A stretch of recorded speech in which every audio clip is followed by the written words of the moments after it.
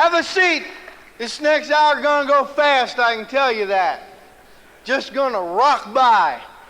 The first thing I want to say is that we consider this an unbelievable honor to be asked by Pat and Greta and Jerry and Mandy to come and share with you this weekend. You see, we're little chimpanzee diamonds. Just a little bitty diamond. Them's big dogs. There is a difference. And people tell you, oh, they all diamonds. It is not. We chimpanzee diamonds. Let's get it straight. But we are diamonds, and we're excited about that.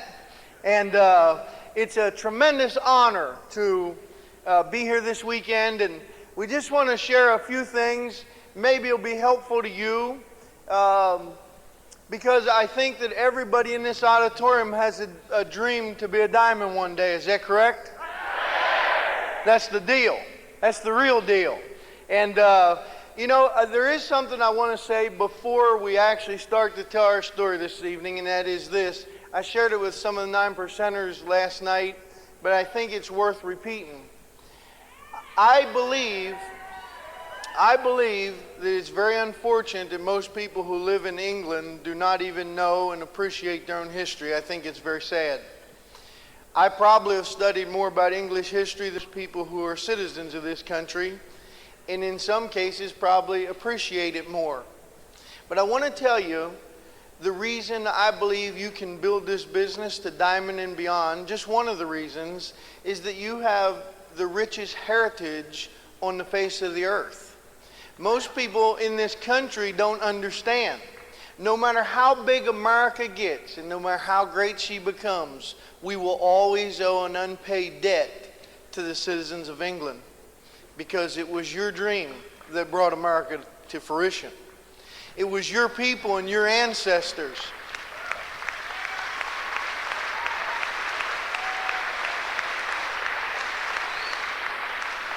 It was your ancestors that had the vision to go and explore the New World. And nobody else gets the credit except the people of England. And I think that not only is that a proud heritage, but you must and should understand that there has never been an adversity in the history of England that they didn't have the resources, the human resources, to overcome the problem. You have faced some challenges. And you know what? There is no known record of any challenge that you have not had the wherewithal to overcome.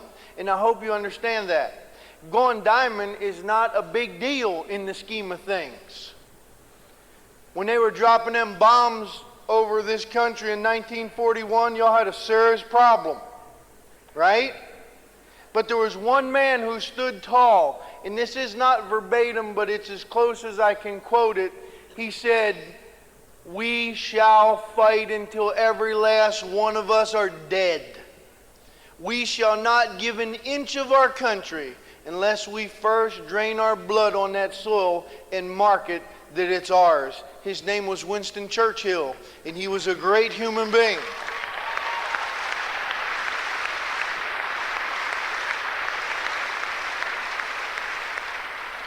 And as great a statesman as he was, he also had a little bit of a sharp tongue on occasion.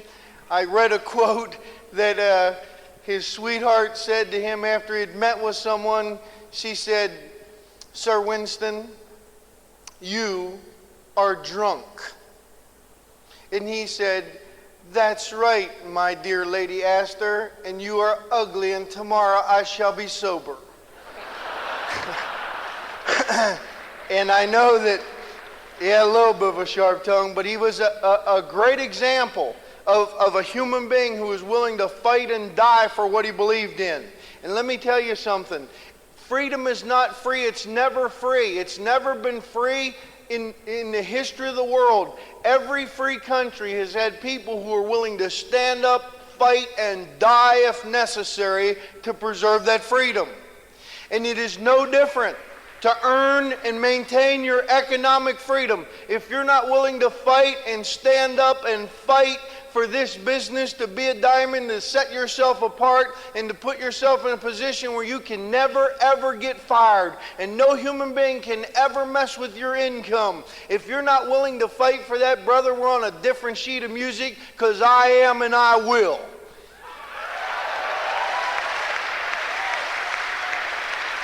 And the second thing I want to say real quickly is we have had the privilege of being personally sponsored by Fred Linda Hartice. We've had the great privilege of meeting most of the diamonds all over the world. We've had the chance to meet and host most of the diamonds. But you know, sometimes when you get so close to the elephant, you can't tell what it is.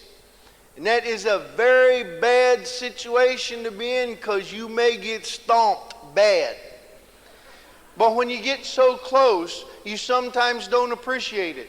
Do you know that Pat and Greta and Jerry and Mandy are household words all over the United States? Whenever somebody refers to the business in Europe, they're the first two names that come up. They're institutions. They're not diamonds, just diamonds. They're institutions. And then the rest of your upline, up to Fred Linda Hartice, you're in the most pure line of sponsorship anywhere in the world, bar none. I know most all of them. You're in the very best.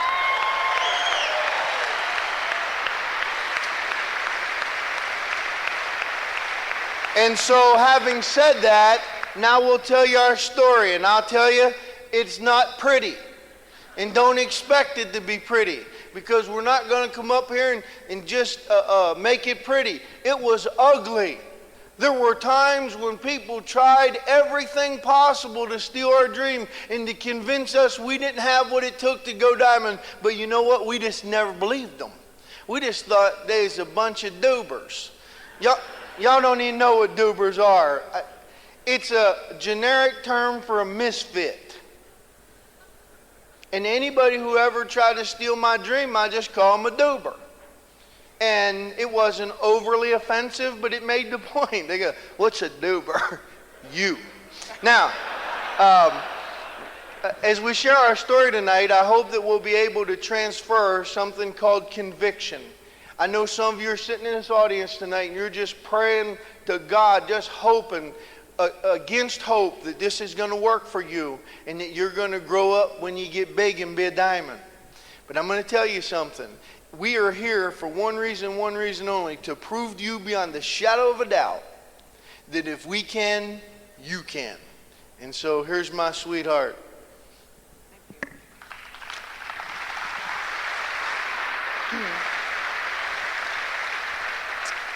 I just want to say good evening to everyone. Are you fired up? I could tell we were in the back in the VIP room, and y'all were just dancing to the music. And but you know what almost brought tears to my eyes, and if I wasn't coming up to speak, I probably would have been crying like a baby, was when all of your leadership came out here on stage. There's a lot of emeralds up here, including your diamonds. And if that's something you're not proud of, then I think you're missing the big picture. And if I was sitting in your seat, it would have brought tears to my eyes, because I think these people have done something with their life. And, you know, it's worth being proud of.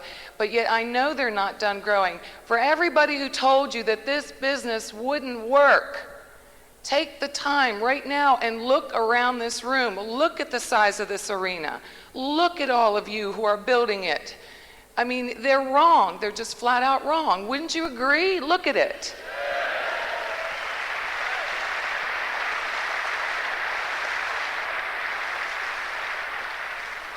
I know that there's some of you sitting in your chair right now and you're just dying to get out there and press on, that something happened to you this weekend that just tripped your trigger, that made you realize, you know what, I don't know why I've been wasting my time in the past, but no more. You're making decisions, big ones, this weekend. And I know next time when we come back, should we be invited, I guarantee you this auditorium will at least be doubled. I believe it, because there's too many of you out there for it not to happen.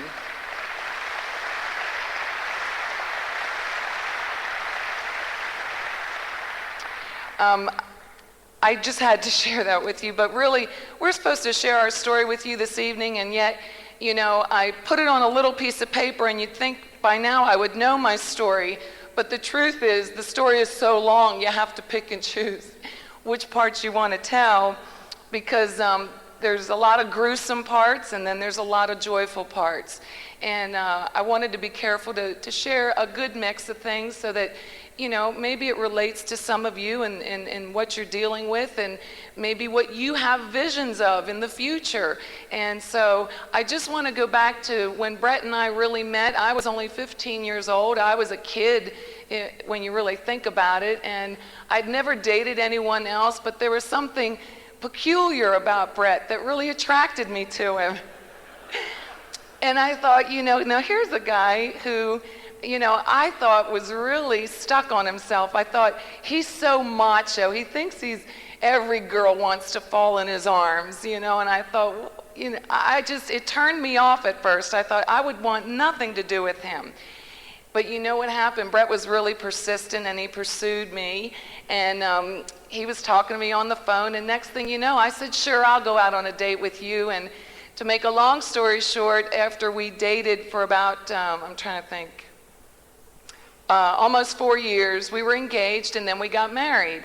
And I thought, oh, this is wonderful. You know, I've never dated anyone before in my life, and Brett was going to be the guy who sweeps me off my feet, who puts me in the Cinderella world, who's going to make all my dreams come true, and life is going to be grand, and we're going to travel the world, all the dreams that maybe newlyweds have before they get married.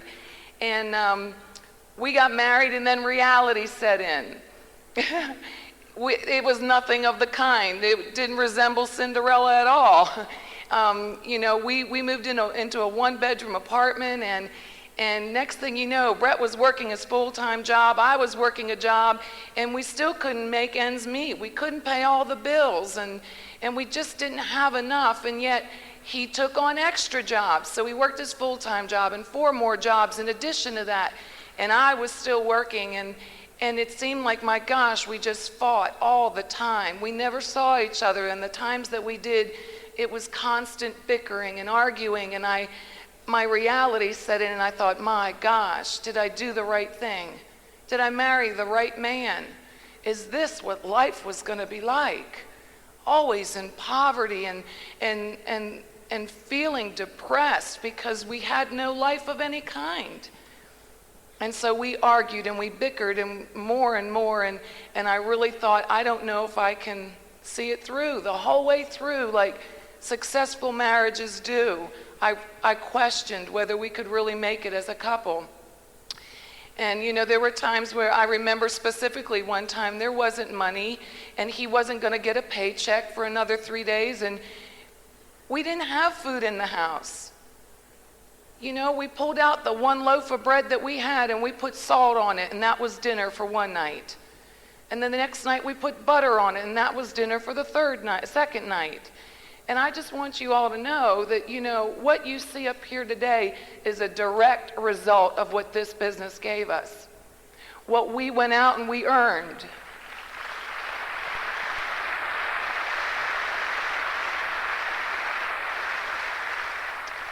It really doesn't matter what you came into the business with or without.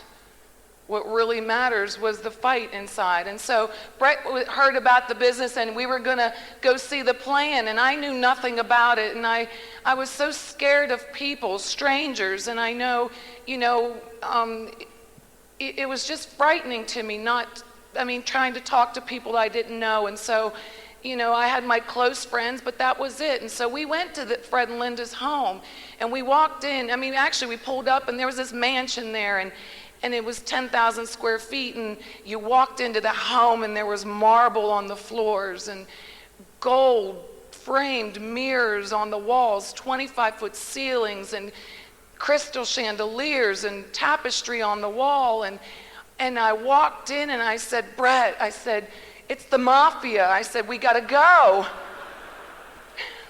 But, you have to understand, us coming from that one-bedroom apartment, barely eating, and walking into a home like this, certainly I thought it's got to be something crooked.